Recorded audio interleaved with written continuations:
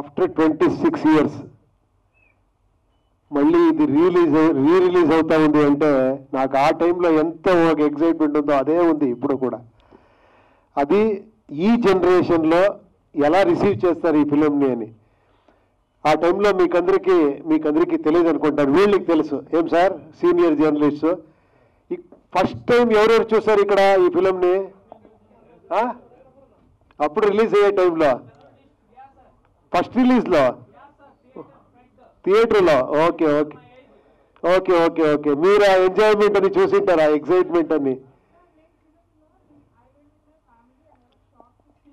షాకా? ఎందుకు?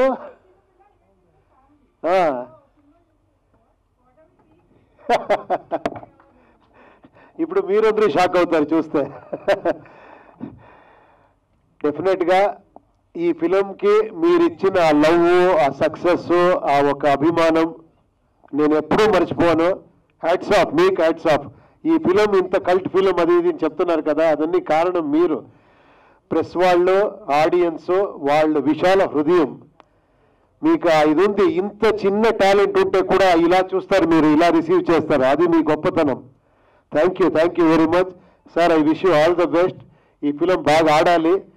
ఇంకా మీరు చాలా ఫిలింను ఇలాగే రిలీజ్ చేయాలి. చాలా ఫిలిమ్స్ ఉంది, తెలుగులో, తమిళ్లో, అన్ని మంచి ఫిలిం ఉంది, రిలీజ్ చేయండి.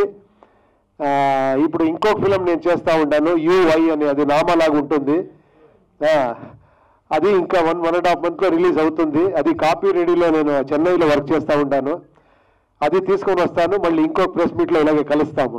Thank you very much.